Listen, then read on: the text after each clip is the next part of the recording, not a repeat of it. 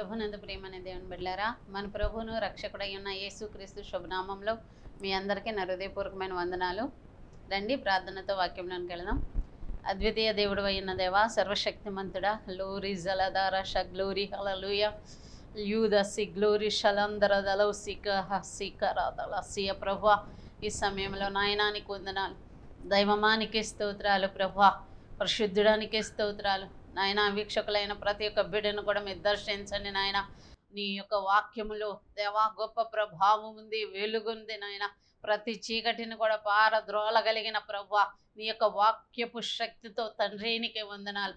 ఈ సమయంలో నాతో మాతో ప్రతి ఒక్కరితో మీరు మాట్లాడమని అయా నీకే స్తోత్రాలు చెల్లిస్తూ ఉన్నాం తండ్రికి వందనాలు. దేవా ప్రతి ఒక్క కుటుంబాన్ని దేవా వీక్షిస్తున్న ప్రతి కుటుంబాన్ని మీరు దర్శించి దేవా అయా వారిలో ఉన్న ప్రభావాలన్నీ కూడా దూరపరచబడి దేవా నీ వెలుగుతో నింపి అయా ప్రతి బిడ్డను తాకి దీవించమని యేసుక్రీస్తు శక్తి కలిగిన నామంలో అడిగి వేడుకుని ప్రార్థిస్తున్నాము తండ్రి, ఆమేన్. ప్రియమైన దేవుని బిడ్డలారా, ఎలా ఉన్నారు? ఇలా మరలా మిమ్మల్ని కలుసుకోవడానికి దేవుడిచ్చిన కృపను బట్టి వేలాది వందనాలు దేవునికి. అయితే ఈరోజు మన వర్తమానము వెలుగు. యెషయా గ్రంథము 60వ అధ్యాయము 1వ వచనాన్ని ఒకసారి చూద్దాం. నీకు వెలుగు వచ్చి ఉన్నది, లెమ్ము తేజరిల్లుము, యెహోవా మహిమ నీ మీద ఉదయించెను. చూడుము, భూమిని చీకటి కమ్ముచున్నది, కటికి చీకటి జనములను కమ్ముచున్నది. యెహోవా నీ మీద ఉదయించుచున్నాడు, ఆయన మహిమ నీ మీద కనబడుచున్నది. జనములు నీ వెలుగునకు వచ్చెదరు, రాజులు నీ ఉదయకాంతికి వచ్చెదరు. కన్నులెత్తి చుట్టూ చూడుము, వీరందరూ కూడుకుని నీ యొద్దకు వచ్చుచున్నారు. నీ కుమారులు దూరము నుండి వచ్చుచున్నారు, నీ కుమార్తెలు సంకనెత్తబడి వచ్చుచున్నారు. నీవు చూసి ప్రకాశింతువు, నీ గుండె కొట్టుకొనుచు ఒప్పొంగును. సముద్రపు వ్యాపారం నీ వైపు త్రెప్పబడును, జనముల ఐశ్వర్యం నీ యొద్దకు వచ్చును. Praise the Lord. దేవుడు 2వ తారీఖున నాతో స్వరమిచ్చి మాట్లాడిన మాట, నీకు వెలుగు వచ్చి ఉన్నది, లెమ్ము తేజరిల్లుము, యెహోవా మహిమ నీ మీద ఉదయించెను. చూడుము, భూమిని చీకటి కమ్ముచున్నది అంటూ దేవుడు నాతో మాట్లాడారు. కటికి చీకటి జనములను కమ్ముచుంది, యెహోవా నీ మీద ఉదయించుచున్నాడు, ఆయన మహిమ నీ మీద కనబడుచున్నది అని దేవుని యొక్క స్వరం వినటం జరిగింది. సో ఈరోజు వర్తమానంగా ఆ యొక్క వెలుగును గురించి కాసేపు దేవుని యొక్క వాక్యాన్ని మనం ధ్యానం చేసుకుందాం. అయితే ఇక్కడ భక్తుడైన దేవుని యొక్క ప్రవక్త అయిన యెషయా గారు, యెషయా గ్రంథాన్ని రచించిన ఆ ప్రవక్త అయిన యెషయా గారు ప్రవచిస్తూ మాట్లాడిన మాట ఏంటంటే, నీకు వెలుగు వచ్చింది, లెమ్ము తేజరిల్లుము అని మాట్లాడుతున్నాడు. అయితే వెలుగు వచ్చింది, లెమ్ము తేజరిల్లుము అని మాట్లాడిన ఆ మాటకు అసలు వెలుగు అంటే ఏంటి అనే దానికి సరైన డెఫినేషన్ ఇచ్చిన వ్యక్తి యేసుక్రీస్తు శిష్యుడైన యోహాను గారు. ఆయన రాసిన యోహాను సువార్త 1వ అధ్యాయంలో కొన్ని వచనాలు మనం చూస్తే, ఆది యందు వాక్యం ఉండెను, వాక్యం దేవుని యొద్ద ఉండెను, వాక్యం దేవుడై ఉండెను, ఆయన ఆది యందు దేవుని యొద్ద ఉండెను, సమస్తమును ఆయన మూలంగా కలిగెను, కలిగి ఉన్నది ఏదియో ఆయన లేకుండా కలగలేదు. ఆయనలో జీవం ఉండెను, ఆ జీవం మనుషులకు వెలుగై ఉండెను. ఆ వెలుగు చీకటిలో ప్రకాశించుతున్నది కానీ చీకటి దాన్ని గ్రహింపకుండెను. ఇక్కడ దేవుని యొక్క వాక్యం మనం చూస్తే కనుక, ఆది యందు వాక్యం ఉండెను, వాక్యం దేవుని యొద్ద ఉండెను, వాక్యం దేవుడై ఉండెను అని చెప్తూ ఆయన ఆది యందు దేవుని యొద్ద ఉండెను, సమస్తమును ఆయన మూలంగా కలిగెను, కలిగి ఉన్నది ఏది ఆయన లేకుండా కలగలేదు అని చెప్తూ ఆయన అంటాడు, ఆయనలో జీవం ఉంది, ఆ జీవం మనుషులకు వెలుగై ఉంది అని చెప్తున్నారు. సహజంగా మనం ఎవరి కోసం ప్రేర్ చేసినా అక్కడ వెలుగు కనపడితే ఏం పర్వాలేదు, బ్రతుకుతారు, కంగారు పడకండి అని చెప్తాం. వెలుగు కనపడుతూ ఉంటే అక్కడ దేవుని యొక్క కృప ఉంది, దేవుడున్నాడు, జీవం ఉంది అనే రీతిలో మన క్రైస్తవులమైన మనము, దేవుని పిల్లలైన మనందరికి ఒక అవగాహన. అలాగనే చీకటి కూడా దాని యొక్క చీకటిగా, దాని యొక్క రూపాన్ని చీకటిగా వచ్చి అది మనుషులతో మాట్లాడుతూ ఉంటుంది. కొన్నిసార్లు నాకు ఫీవర్ వచ్చినప్పుడు ఒక చీకటి, ఆ యొక్క చీకటి ఇంత ఆకారం వేసేసుకుని పడుకున్నప్పుడు పక్కకు వచ్చేది మాట్లాడే మాట ఏంటంటే, ఒకసారి నీవు ఇప్పుడు జ్వరంతో ఉన్నావు, బాధలో ఉన్నావు, ఒక్కసారి మా గుడికి రా, నేను స్వస్థపరుస్తా అని చెప్పింది. నాకొద్దు అని చెప్పాను. తరువాత మళ్ళీ కొన్నాళ్ళకి మళ్ళీ బలహీనతలో ఉన్నప్పుడు మళ్ళీ ఫీవర్ వచ్చింది. ఇలా టైఫాయిడ్ జ్వరం మళ్ళీ నెక్స్ట్ ఇయర్ కూడా వచ్చింది. ఆ ఇయర్ అయితే నీవు మళ్ళా అదే చీకటి మళ్ళా వచ్చి నీవు ఒక్కసారి నీ మనసులోకి నన్ను తలుసుకో, నువ్వు ఏ గుడ్లకి రామక్కర్లా, నీ మనసులో ఒకసారి నన్ను తలుసుకుంటే నేను నీకు జాబ్ ఇస్తాను, మంచి జాబ్ ఇస్తాను, నేను ఐశ్వర్యాన్ని ఇస్తాను, నీకు కావాల్సినవన్నీ ఇస్తాను ఒక్కసారి అని అది అడగటం జరిగింది. కాబట్టి శత్రువు అది కూడా మనుషులు అనేకుల్ని లాక్కుని దానితో పాటు నరకంలో పడేయాలని అది దాని సాయశక్తిలా కృషి చేస్తుంది. అయితే దేవుడికి తన సంతానమై ఉన్న మనందరినీ కూడా రక్షించి కృపలో కాపాడి ఆ యొక్క తనున్న స్థలంలో తనతో పాటు మనల్ని ఉంచుకోవాలి అనేది దేవుని యొక్క ప్రణాళిక, దేవుని యొక్క ఉద్దేశం. కాబట్టి దేవుడు ఈ లోకానికి వెలుగై ఉన్నాడు అనేది దేవుని యొక్క వాక్యం చెప్తుంది. ఆయనలో జీవం ఉంది. ఆ జీవం యొక్క గుర్తేంటి అంటే ఆ వెలుగు అని చెప్తున్నారు. కాబట్టే మీరు దేవుని యొక్క వాక్యం అనేక మార్లు దేవుడు మాట్లాడుతూ నేను నిజమైన వెలుగునని ప్రభు మాట్లాడారు. అంతేకాకుండా నన్ను వెంబడించు వారు జీవములో ఉన్నారు, వారు వెలుగులో ఉన్నారు అంటూ మాట్లాడుకొచ్చాడు ప్రభు అయిన దేవుడు. అలాగనే మళ్ళీ ఇదే వచనంలో ఈ సువార్తలోనే చెప్తారు 7వ వచనంలో, అతని మూలంగా అందరూ విశ్వసించినట్లు అతడు ఆ వెలుగును గూర్చి సాక్ష్యం ఇచ్చుటకు సాక్షిగా వచ్చెను. అతడు ఆ వెలుగై ఉండలేదు కానీ ఆ వెలుగును గూర్చి సాక్ష్యం ఇచ్చుటకు అతడు వచ్చెను. ఈ వచనం ఎవరి గురించి? యోహాను గురించి. యోహాను అనేకులు అన్నారు, నీవేనా వెలుగు, ఆ వెలుగు నీవేనా అని యోహాను గారిని అడిగితే యోహాను అంటాడు, నేను వెలుగును కాదు, నేను ఆ వెలుగును గూర్చి సాక్ష్యం ఇవ్వడానికి నేను వచ్చాను అని చెప్పారు. అదే విషయాన్ని ప్రభు దగ్గరకు వచ్చి అడిగినప్పుడు నువ్వెవరివి, వెలుగువా అని అడిగితే ఆయన ఇచ్చిన సమాధానం ఏంటంటే 9వ వచనంలో, నిజమైన వెలుగుండెను, అది లోకములోనికి వచ్చుచు ప్రతి మనిషిని వెలిగించుచున్నది. ఆయన లోకములో ఉండెను, లోకం ఆయన మూలముగా కలిగిన కానీ లోకం ఆయనను తెలుసుకొనలేదు. నిజమైన ఒక వెలుగుంది, అదేనే ఆ వెలుగే మనుషులకు జీవమై ఉంది అని చెప్తూ ఉంటూ ఆ యొక్క జీవమై ఉన్న యేసు నిజమైన వెలుగై ఉన్న దేవుడు ఈ లోకములో ఉన్నాడు. ఈ యొక్క లోకము కూడా ఆయన వల్లనే కలుగజేయబడింది. ఆ కలుగజేయబడిన లోకంలో ఆయన ఉన్నాడు. కానీ ఆయనలో అంటే ఆ ప్రభువులో చీకటి ఎంత మాత్రం లేదట, లోకం ఏమాత్రం కూడా లేదట. కానీ ఆయన మాత్రం లోకంలో ఉన్నాడు. అనేక మంది లోకంలో ఉన్న మనుషులందరినీ అనేకుల్ని వెలిగిస్తూ ఉన్నాడు.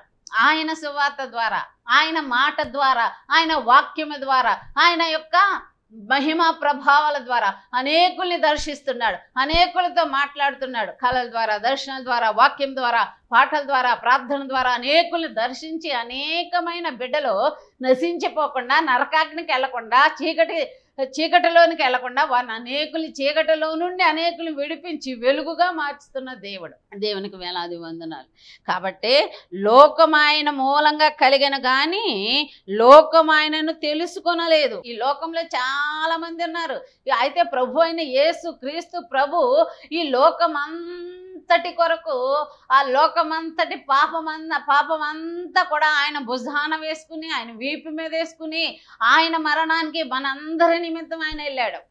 ఆ విషయాన్ని ఎవరైతే విశ్వసిస్తున్నారో, ఆయన నా పాపముల నిమిత్తమే అని ఎవరైతే విశ్వసిస్తున్నారో వారందరూ విశ్వసించి ఆయన నా ప్రభు అని అంగీకరించిన ప్రతి వారు కూడా రక్షణలోకి వస్తున్నారు.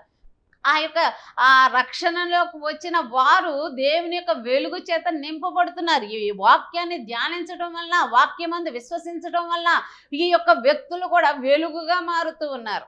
దేవునికి మహిమ కలుగునగాక. కాబట్టి దేవుడు అంటున్నాడు, అలా ఎవరైతే దేవుని యొక్క వెలుగు చేత నింపబడ్డారో, ఎవరైతే వాక్యం చేత కదల్చబడ్డారో, ఎవరైతే దేవుని యొక్క ప్రార్థన ద్వారా, అద్భుత కార్యాల ద్వారా, ఈ యొక్క పాటల ద్వారా ఎంతమందిని దేవుడు దర్శించి తన యొద్దకు ఆకర్షించుకున్నారో అట్టి వారు అందరితో కూడా ప్రభు ఏమంటున్నారంటే మీరు వెలుగు సంబంధులు అని మాట్లాడుతున్నాడు దేవుడు. కాబట్టి యోహాను సువార్త 8వ అధ్యాయం 12వ వచనంలో, నేను లోకమునకు వెలుగై ఉన్నాను, నన్ను వెంబడించువాడు చీకటిలో నడవక జీవపు వెలుగు కలిగి ఉండునని వారితో చెప్పెను. యోహాను సువార్త 8వ అధ్యాయం 12వ వచనంలో అంటారు, నేను లోకానికి వెలుగై ఉన్నాను. ఎవరైతే నన్ను వెంబడించువాడై ఉన్నాడో వాడు చీకటిలో నడవక జీవపు వెలుగులో, అంటే వెలుగు కనపడగానే మనకేమనిపిస్తుంది? ఒక సిగ్నల్, పర్వాలా దేవుడు అన్నాడు, ఖచ్చితంగా దేవుడు తోడై ఉన్నాడు, ఈ మరణం చనిపోవటానికి ఈ వ్యాధి, ఈ బాధ, ఈ కష్టం మరణానికి కాదు, దేవుడు కృప చూపుతాడు అన్న రీతిలో మనం విశ్వసిస్తాం. కాబట్టి దేవుడు అంటున్నాడు, జీవపు వెలుగు కలిగి ఉండునని వారితో చెప్పాను. ఎవరైతే ప్రభువుని విశ్వసిస్తున్నారో, ఎవరైతే ఆయన వాక్యాన్ని విశ్వసించి నమ్మి ఆ వాక్యాన్ని ధ్యానిస్తూ ఆ ప్రకారంగా జీవిస్తున్నారో అట్టి వారితో దేవుడు అంటున్న మాట ఏంటంటే, మీరు జీవపు వెలుగును కనుగొన్నారు, జీవపు వెలుగులో మీరు ఉన్నారు అని చెప్తున్నారు. దేవునికి మహిమ కలుగునగాక. అయితే ఇక్కడ దేవుని యొక్క వాక్యం ఏం చెప్తుందంటే, వెలుగు అనేది 3 రకాలుగా మనకు కనబడుతుంది. అదేంటంటే, ఒకటి నిజమైన వెలుగు. యోహాను సువార్త 1వ అధ్యాయము 4వ వచనంలో మనం చూసినప్పుడు ఆయనే నిజమైన వెలుగు అని మనం చదివాం. కాబట్టి నిజమైన వెలుగు ఎవరు అంటే ప్రభు అయిన యేసు, అది ఒక వెలుగు.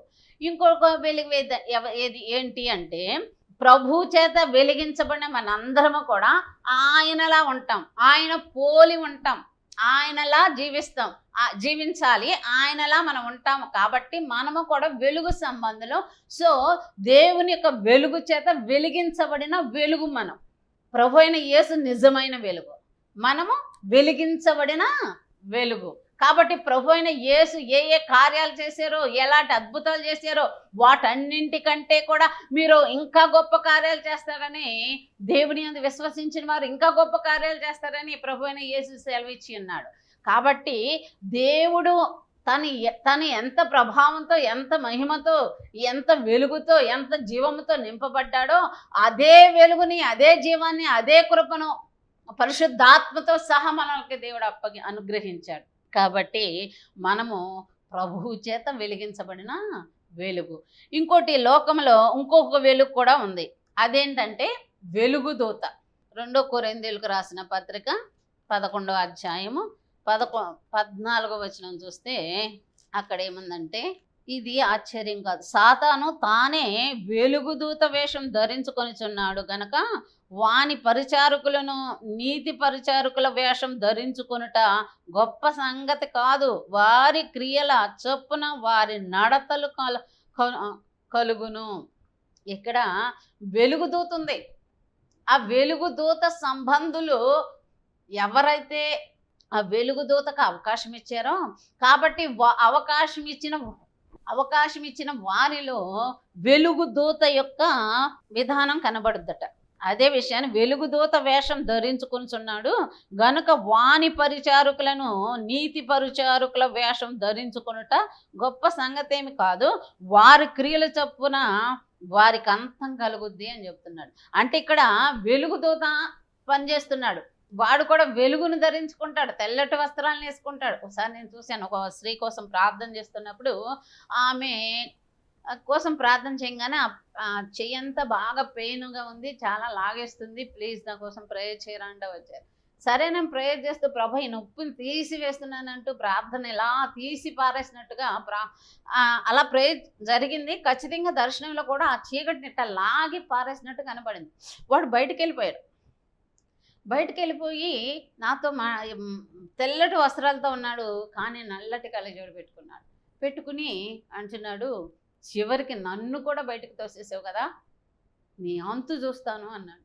ఆ రోజు నాకు ఎన్నో దెబ్బలు తగిలినాయో, అయినా ఎంత పెయిన్ రాకుండా, ఇంత బ్లడ్ రాకుండా, ఇంత కష్టం కలగకుండా అలా తగిలినప్పుడు అనుకున్నా, కంటికి బాగా దెబ్బ తగిలింది, ఇనప సోవ వచ్చేసి కంట్లోకి గుచ్చుకుపోయింది. అమ్మో ప్రభు అన్న, చేయి తీసేటప్పటికి ఏమీ లేదు.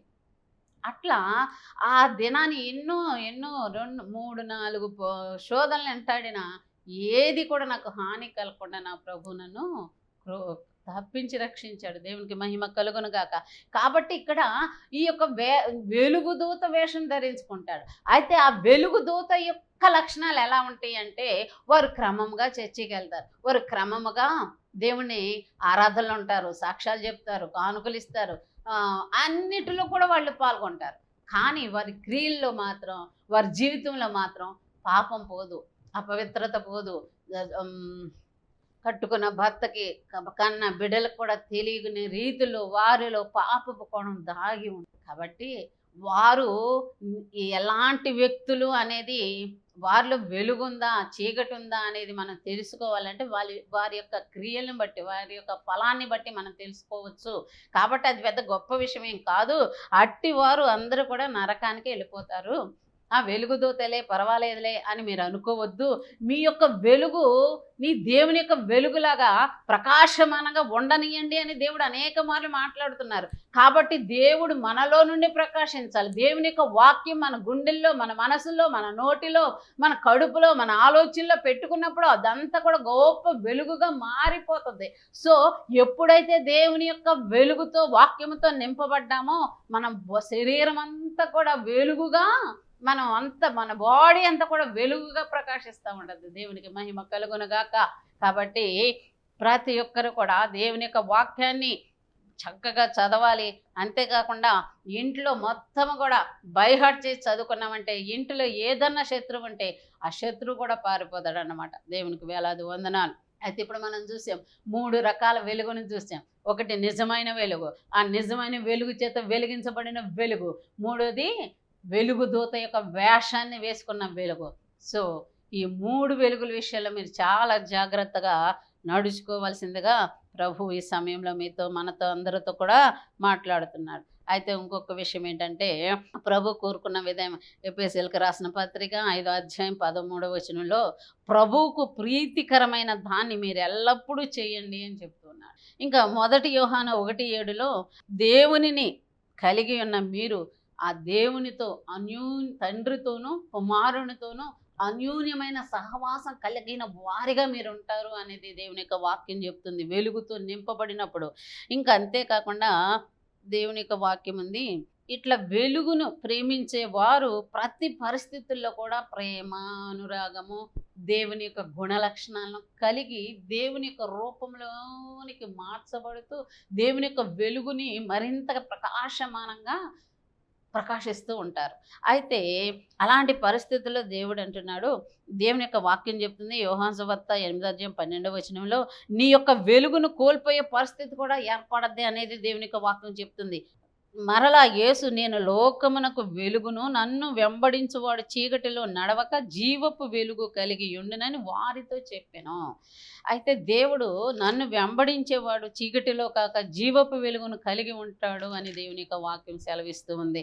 అంతేకాకుండా అపోస్తల కార్యాలు 13వ అధ్యాయం 4వ వచనంలో కూడా అన్యజనులకు వెలుగుగా ఉంచి ఉన్నాడు. దేవుడు మనల్ని అన్యజనులకి గొప్ప వెలుగుగా ఉంచారు. అయితే అన్యజనులకు వెలుగుగా మనల్ని ఉంచాడు అంటే అనేకుల్ని రక్షించడానికి, అనేకులకి సువార్తను బోధించడానికి, అనేకుల కోసం ప్రార్థించడానికి, అనేకుల్ని నీతిమంతులుగా తీర్చి దేవుని యొక్క చేతులకు అప్పగించడానికి ఒక సాధనంగా వాడుకోవటానికి దేవుడు అనేకులు వెలిగిస్తున్నాడు. కాబట్టి దేవుని చేత వెలిగించబడిన ప్రతి ఒక్కరూ కూడా దేవుని చేత నెరవేర్చుకుంటా ముందుకెళ్ళాలి. అయితే అలాంటి పరిస్థితుల్లో అనేకులు వారి యొక్క వెలుగును కోల్పోయే పరిస్థితులు సంభవించే అవకాశం చాలా మంది జీవితాల్లో కలుగుతుంది. కాబట్టే లోకాసువార్త 11వ అధ్యాయం 34వ వచనంలో, నీ కన్ను తేటగా ఉంటే నీ దేహమంతయు వెలుగుమయమై ఉంటుంది అని వాక్యం చాలా స్పష్టంగా మాట్లాడుతున్నాడు. అంటే నీ కన్ను తేటగా ఉంటే నీ యొక్క దేహమంతయు వెలుగుమయమై ఉంటుందట. కన్ను తేటగా ఎప్పుడు కనబడుద్ది అంటే, కన్ను తేటగా ఉండాలంటే ప్రతి ఉదయము లేవగానే దేవుని యొక్క ధర్మశాస్త్రాన్ని, దేవుని యొక్క వాక్యాన్ని ఎవరైతే ధ్యానిస్తారో, దేవుని యొక్క వాక్యం మీద ఆశ కలిగి ఉంటారో, దేవుని యొక్క వాక్యానుసారంగా ఎవరైతే జీవిస్తారో అట్టి వారికి దేవునికి స్తోత్రం వెలుగుగా కనబడతారట. అయితే లోకసువార్త 11:35 చెప్తున్నారు, నీలో ఉన్న వెలుగు చీకట ఉండకుండా చూసుకోవాలి అంటున్నాడు. ఒకానొక సమయంలో మనలో ఉన్న వెలుగు, వెలిగించబడిన వెలుగు చీకటయ్యే ప్రమాదం ఉంది అనేది దేవుని యొక్క వాక్యం చెప్తుంది. కాబట్టి ఏ సమయాలలో, ఏ విధానములో, ఎప్పుడు మనం వెలుగును కోల్పోతాం, ఎప్పుడు దేవునికి మనం దూరం అవుతాం అనే వాక్యాన్ని గనక మనం చూస్తే, లోకసువార్త 11:36 ఏ భాగమైనను చీకటి కాకుండా నీ దేహమంతయు వెలుగుమయమైతే నీ దేహం అంతయు వెలుగుమయమయుండును అని దేవుని యొక్క వాక్యం చెప్తుంది. కాబట్టి ముందు మనం చూసినప్పుడు నీ కన్ను తేటగా ఉంటే నీ దేహం అంతా వెలుగుగా ఉంటుంది అని చెప్తున్నారు. ఇక్కడ మరలా వివరించి అంటున్నాడు, దేవుని యొక్క వాక్యం అంటుంది, ఏ భాగమైనను చీకటి కాకుండా మీ దేహం అంతా వెలుగుమయమై ఉండేలాగా చూసుకోవాలి అంటున్నారు. ఏ భాగము అనేది కనుక మనం చూస్తే కళ్ళల ద్వారా దేవుని యొక్క వెలుగు కొన్ని విషయాలను బట్టి ఆ యొక్క వెలుగును కోల్పోయే ప్రమాదం ఉందట.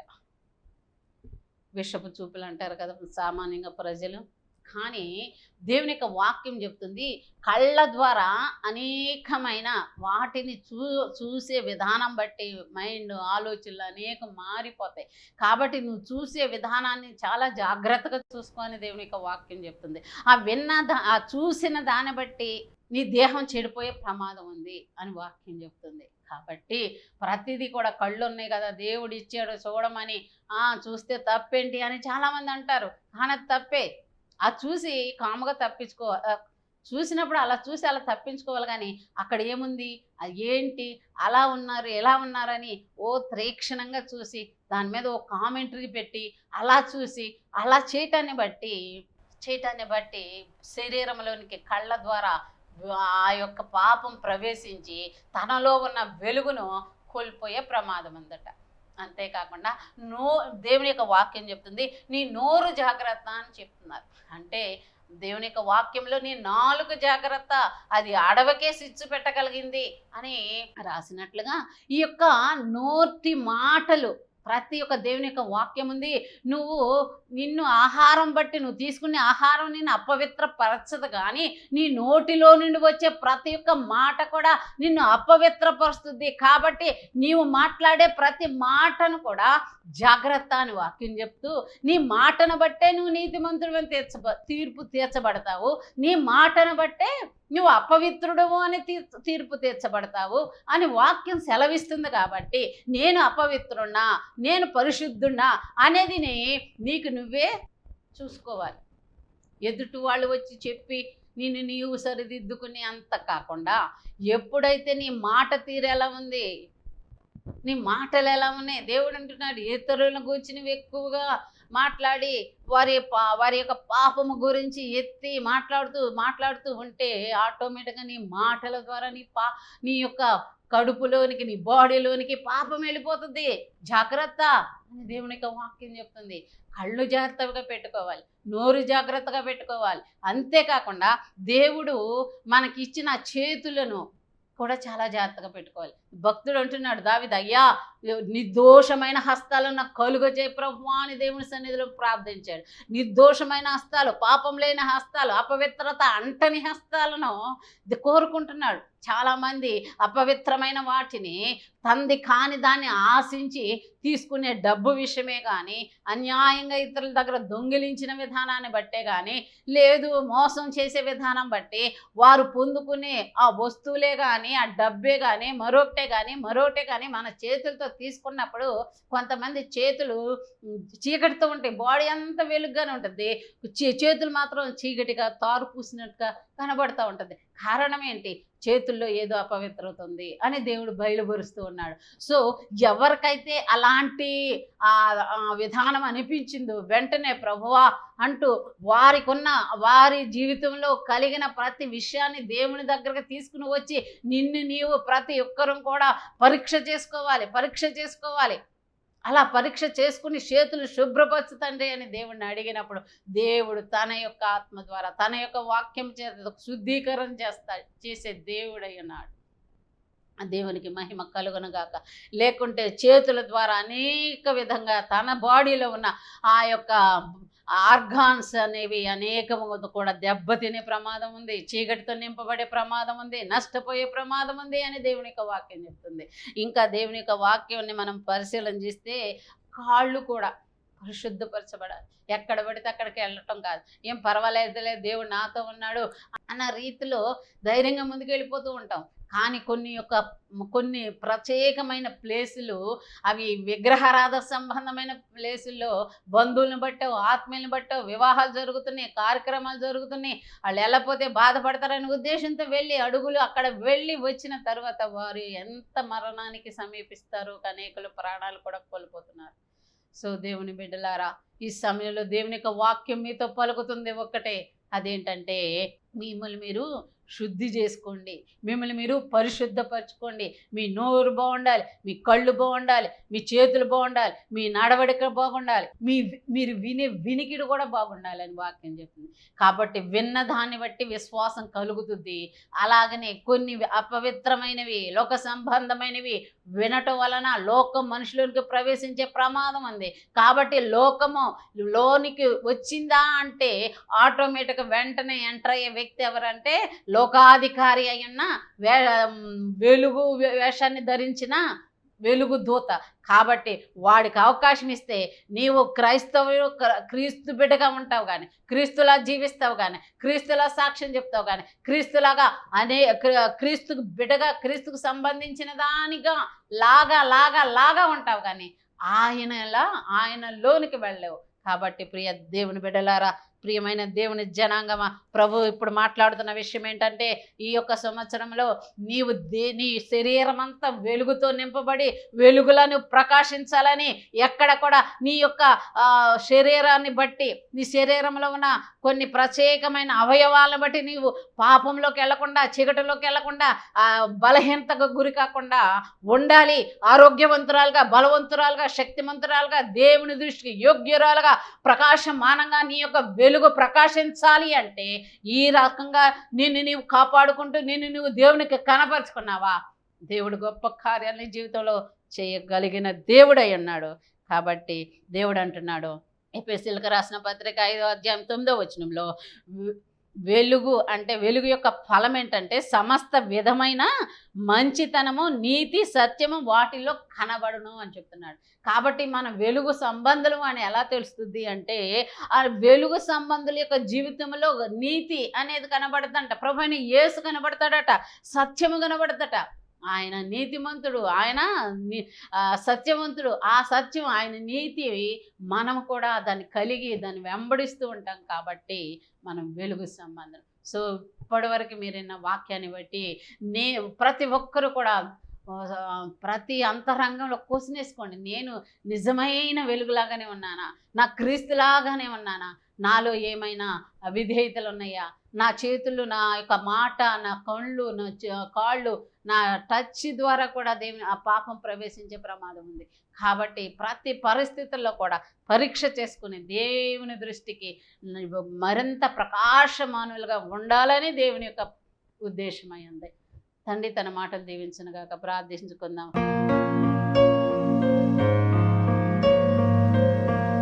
అద్వితీయ దేవ, సర్వశక్తిమంతుడా, గ్లోబలారాధ సికిరిహాడరు సీదల ప్రభా, ఎంతవరకు వీక్షించిన ప్రతి ఒక్క బిడలను బట్టి నీకు వందనాలు చెల్లిస్తున్నాను అయ్యా. ఎవరైతే వారి జీవితాలు సరిదిద్దుకుంటున్నారో, ఎవరైతే ప్రభాని తట్టు చూస్తున్నారో, అట్టి వారందరి జీవితంలో గొప్ప కార్యం జరిగించమని రేసికి దళారు షాతుత రహందరే ప్రభా దేవా, చిన్ని ప్రార్థన వాసని చేసుకోమని, మహిమ ఘనత ప్రభావాలు ఆరోపించుకోమని, మా ప్రభును రక్షకుడు అయిన యేసుక్రీస్తు శక్తి కలిగిన నామంలో ప్రతి ఒక్క బిడ్డను మీ చేతులకు అప్పగించుకుంటున్నాను.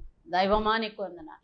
నీరే యొక్క వెలుగులో నాయన బహు ప్రకాశమానంగా ప్రకాశించేలాగన మమ్మల్ని అందరినీ మీరు సిద్ధపరచమని మా రక్షకుడును మా ప్రభు అయ్యున్న యేసుక్రీస్తు శక్తి కలిగిన నామంలో అడిగి వేడుకుని ప్రార్థిస్తున్నాము తండ్రి, amen. Mister Nirmala Abel, door number 17/304-5-5 Chowdaripeta, Gudivada. మీ ప్రార్థనా అవసరాలకు సంప్రదించవలసిన మా ఫోన్ నెంబర్ 807416 7461.